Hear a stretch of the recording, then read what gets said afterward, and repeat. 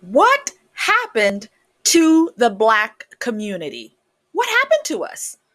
How is it that we went from classy to nasty? So, today we're having a very necessary conversation. What happened to the Black community?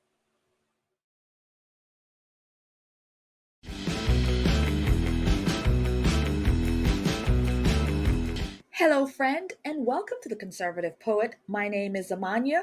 Here on the channel, we do political reactions, we do a little commentary, some parody to drive home the crazies that we're seeing in the society. If that is something that is interesting to you, then please stick around.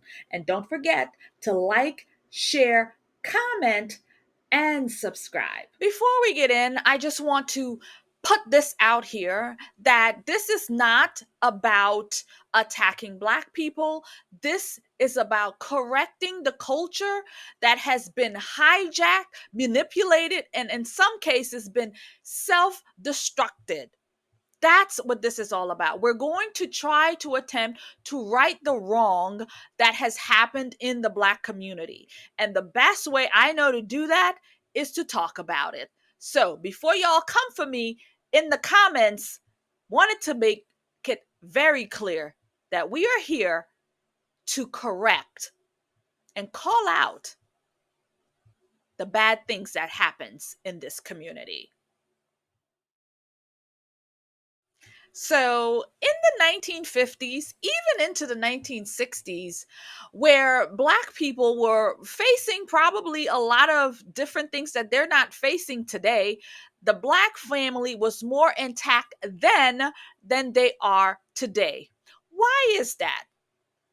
Over 80% of Black children were born in two parent homes, right? Churches were not just buildings like they are today, but they were the center of the community, the center of the family, the center of that was really social life. You went to church, you went to Bible study. It was really Sundays. Everybody got dressed up, put on our Sunday best, and we got ourselves beautiful. The boys wore their best shoes and suits. The girls put on their beautiful little dresses. Mama and daddy were dressed up. Everybody went to church. And then we came home, we had dinner, and we maybe went to the movies. We had it good. But somewhere along the lines, things happened and we started to decay. We started to rot away. And that, friends, is what we're seeing today in the Black community. So, what happened to the Black community? Back then, we respected our elders, we respected institutions, we respected education, hard work. Yeah, these standards were not optional. We did these things. We took care of our neighbors, we took care of our community, we took care of our streets. We didn't have trash everywhere. We didn't have cigarette butts everywhere. We didn't have black and mild caps everywhere. We took pride in our communities. We didn't have garbage everywhere. And we took pride in our children. We took pride in our homes. We took care of the lawn. We took care of our grass. We took care of these physical spaces because they were ours. But somehow we seem to have lost that, and we no longer have pride in the community. Now, when you look around, we have trash everywhere, cigarette butts everywhere, garbage everywhere. We walk around, no pride in our outfits. We walk around, the men walk around with their butts showing to the public, trying to drag their pants alongside them. We look at the people now and they're walking in sliders and socks everywhere. I mean, there's no pride. People's hair is a mess. The women are walking around with bonnets in the market. I mean, it's crazy. I tell you, every time I go out into the public and I see these kinds of things, it literally repulses me. I'm in the market and I see women, girls, with their sleeping clothes on, their pajama pants, shorts, and sometimes the stuff is it's like Victoria's Secret stuff. Not that they're that nice, but you know what I'm saying. They're literally wearing sleepwear in the market. They're wearing sleepwear in the hair shop. They're wearing sleepwear everywhere they go. And then there you and what really bothers me is right next to them is a man who just is bad, wearing his Saxon sliders, wearing his hair all kinds of crazy, and trying to pull up his pants as he move along. I mean, these things, when I look at these people, I feel utterly embarrassed to be looking and said, this is what the community has become. This is what this is what they represent now. And it's disgusting to me to see that. What happened to the pride? What happened to us taking care of ourselves? What happened to us caring for ourselves, caring for our communities, showing up in our best gear, right? Showing up in our beautiful selves, having pride in our hair, having pride in the way we present ourselves to the public. What happened to the Black community? Y'all, some of y'all have given me the title of auntie, and I'm honored that y'all do that, right? But there are times where auntie gotta talk to her babies and say some real shit.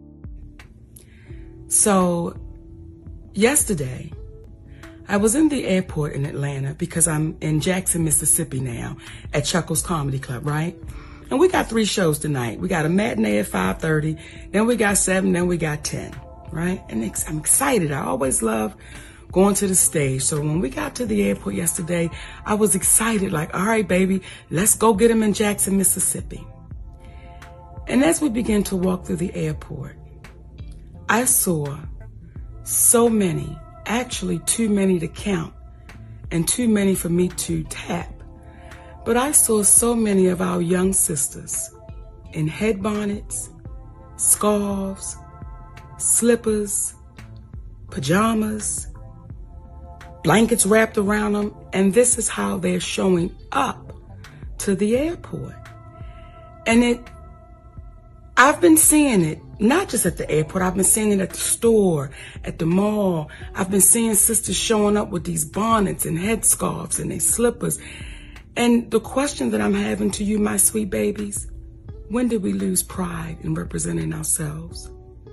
When did we step away of, let me make sure I'm presentable when I leave my home?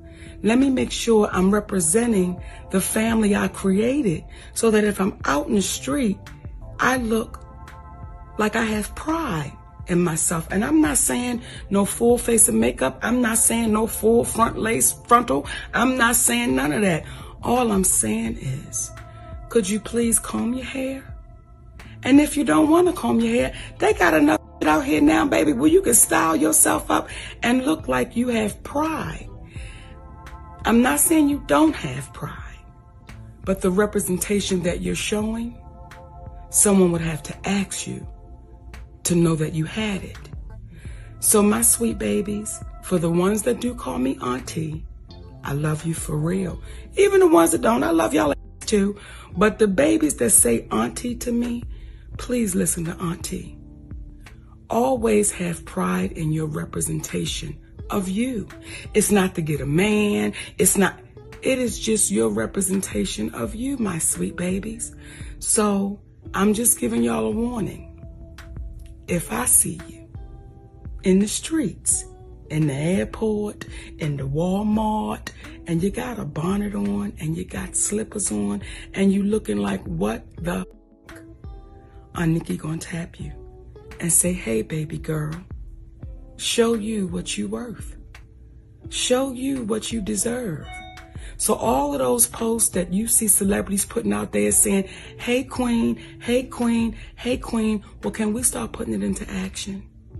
So I'm asking our wiser sisters, when we see our little babies out there looking like they just don't care, and I'm not saying y'all don't, it looks like it.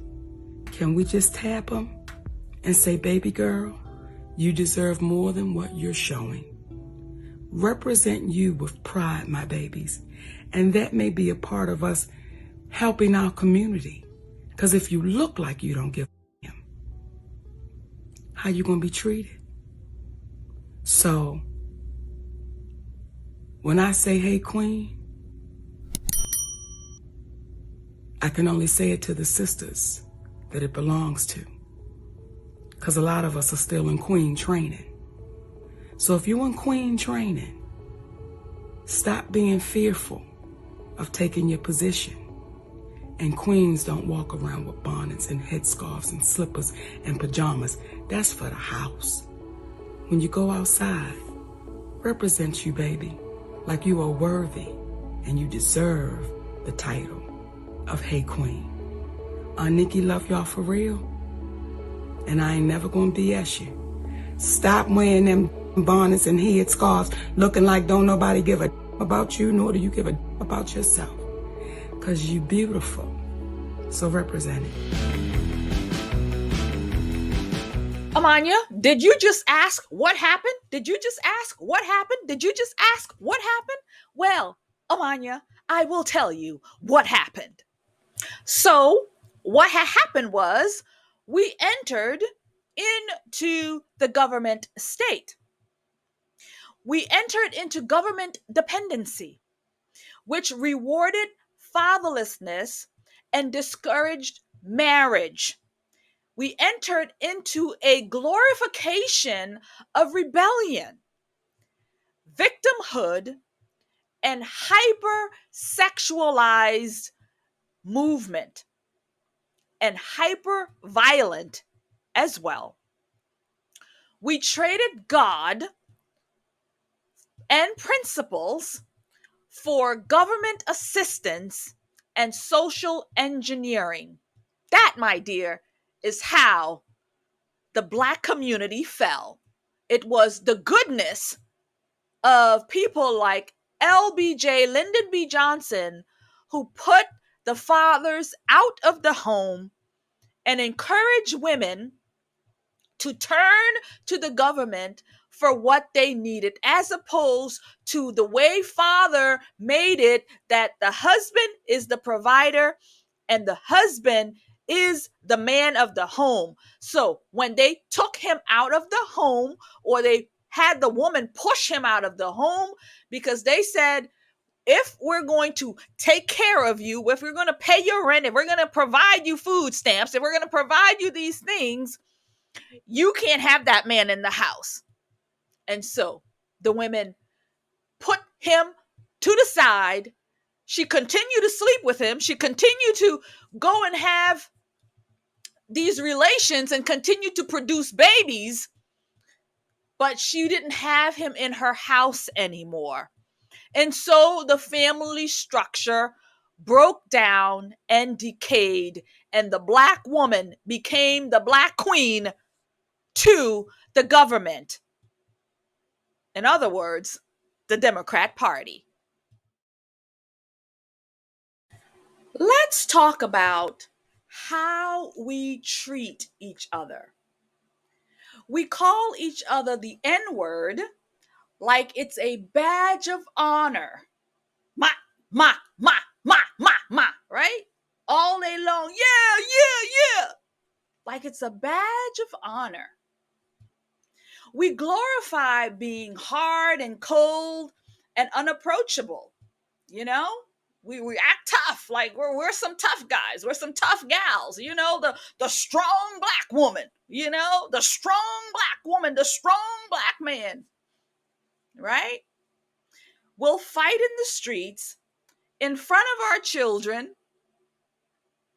We call them all kinds of F words when you're talking to them. You little effer, you little effer, you little man. I hear them all the time when I'm out in the social spaces, in the market, or you know, wherever I'm at, and we see people with children, you know, and the child does something wrong, they curse at them. You little mother effer. You know, they will curse at them, and I tell you, I will stop. I don't know, I will stop and I would stare them down. Like, this is inappropriate. And there are times where I've spoken, I've said things. I mean, I'm that person. If I see something, there are times where just staring you down is not enough, where I have to say something. And it happens all the time. I try to keep my thoughts and my opinions, because you never know, these people could be strapped, right? And they could beat me down. I'm a little person. I'm 5 foot with a big mouth. But in all seriousness, this is how we train the children. We see them out there, and the mother will curse at them, the father will curse at them. I mean, this is what happens. And then you wake up and you wonder, why is it that the children are that way, right? We have all this smoke for other people when they disrespect us, when they disrespect the community, right? You out there ready to battle it out. You ready to fight. But you don't have that kind of smoke for your own community when they're respecting you, when they're putting trash in the yard, when they're leaving garbage on the streets. You ain't got no smoke for that. When they're disrespecting women in the videos, calling them bitches and hoes, all those rap artists. Oh, you like that? You be bopping to the beat, man. We bopping to the beat. Yeah, that's fire. That's hot, right? Nah, it ain't disrespectful calling them bitches and hoes. Nah, that's just music. That's just the culture, right? That's just the culture. But let a white boy say that in his rap. Oh, dearie, dearie, dearie. Oh, that's a white supremacist right there. Oh, he racist. He used the N-word. But you, at least he'll drop the N-word, but you drop the word itself. I would drop it here on YouTube, but I ain't trying to get this video to be in any kind of problems. But I drop the N-word in a minute. Negro. I like Negro. I like the word Negro. But in all seriousness, they got a lot of smoke for other things. But disrespect your woman, you disrespect your woman, you disrespect your home, you disrespect your community, you disrespect your children, you disrespect yourself. But hey, it's just the culture, baby. It's just the culture, baby. No, no, it's not. Thank you, everyone who has been supporting the conservative poet. I really, I owe you a debt of gratitude. And if you haven't supported the channel, you can do so now. We have new merch that you can purchase, candles, mugs, all kinds of great merch. Please visit theorlandopatriot.com and get yourself 30% off. Thank you so much. Why do we ignore bad behavior? We seem to make up excuses for everything that happens. Absentee fathers, academic failure, baby mama, drama, crime, shootings, black on black violence.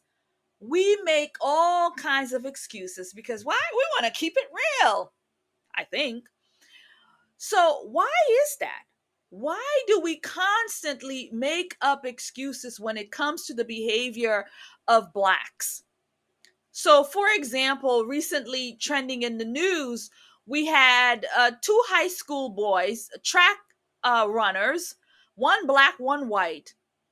The black boy was in a place where he shouldn't have been, on the other side of the team.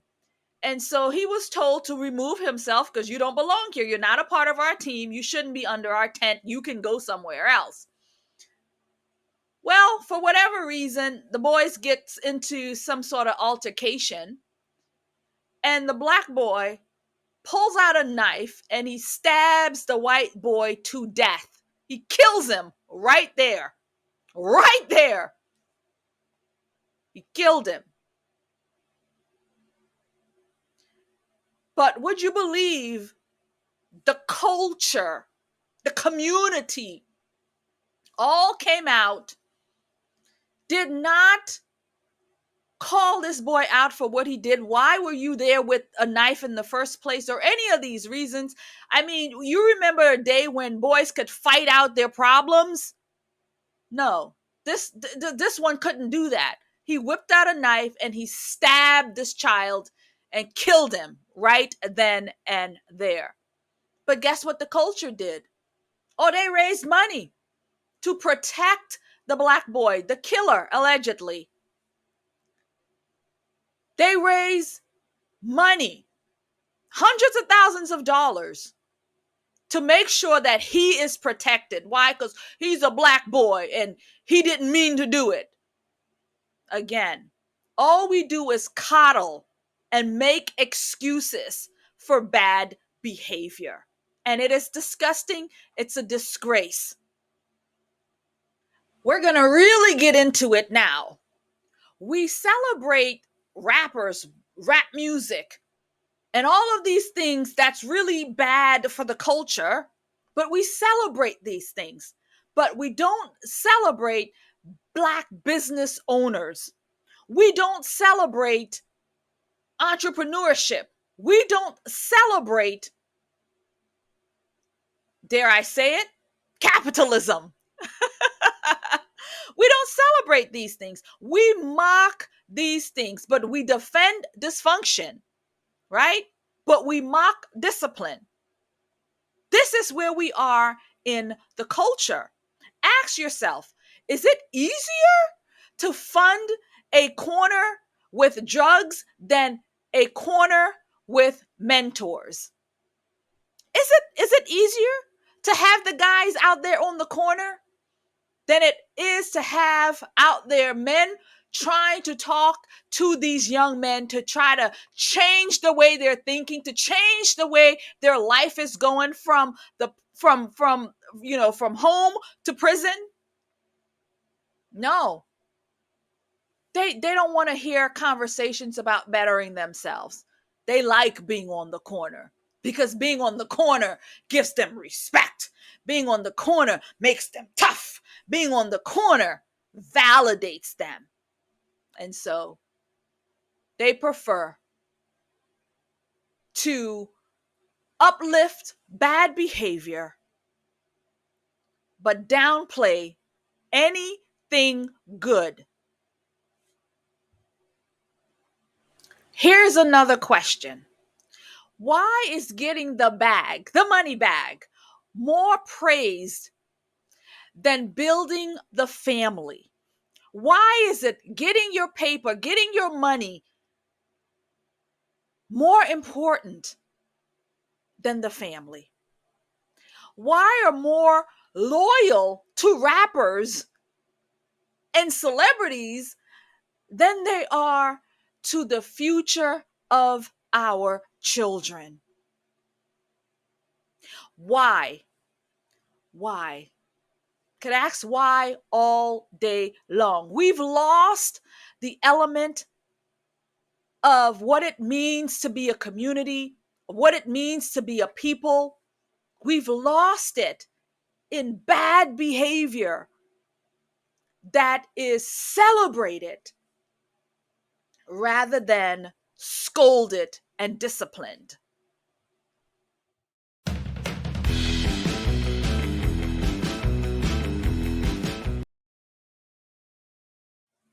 Friends, culture is not static. It evolves or it defaults, right? It either evolve and get better or it devolve and get worse. Well, what we're seeing is a fallen away from values and morals, which causes the decay and the devolution of the Black community. That is what we are witnessing. So, friends, the answer: faith in God. That's what we've lost. We've lost our faith in God. We've lost fathers in the home. We've thrown away our men. And we've lost respect for ourselves. We've lost respect for everything that we used to hold dear.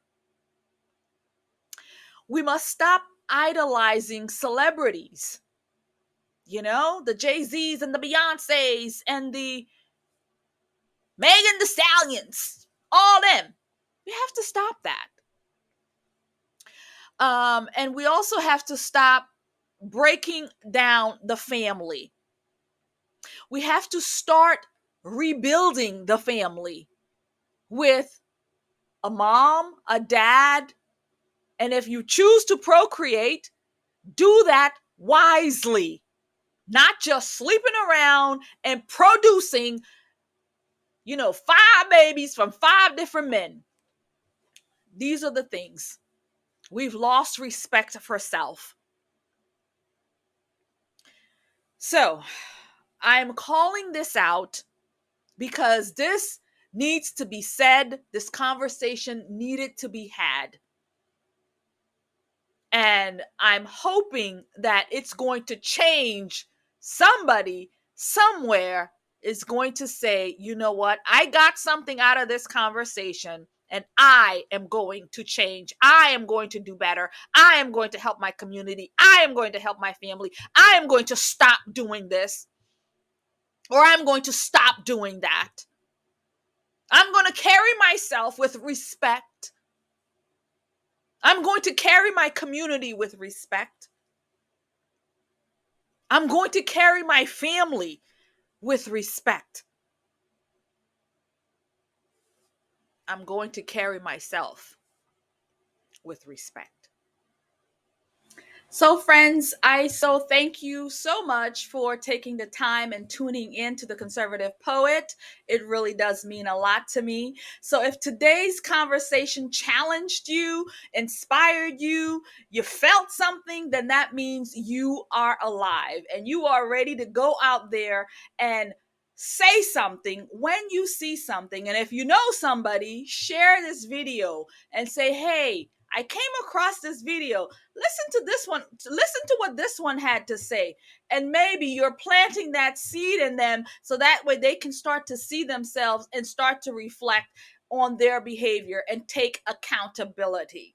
So, thank you very much for sharing. Don't forget to like it also. That really helps me out with the YouTube algorithm. And I think this message should really get out there in the world. So share it, share it, share it. And of course, comment in the section because that also helps with the algorithm. So I thank you for coming along and having this conversation with me. It's a tough one to have, but you know what? It's one that we must have. If we're going to better our community, if we're going to do better in the culture, we really need to talk about these things, because if you slip it under the rug, friends, all you're going to have is a big mountain of dirt under the carpet, right? At some point you got to handle it. At some point you got to deal with it. So I decided to let's have this talk today to deal with just that. So I will see you in another video. God bless you and keep you. And don't forget to support the work that I'm doing here on The Conservative Poet by going to theorlandopatriot.com. Get yourself 30% off our products, candles, mugs, t-shirts. They're all there. Thank you very much. God bless you and God keep you. And happy Easter.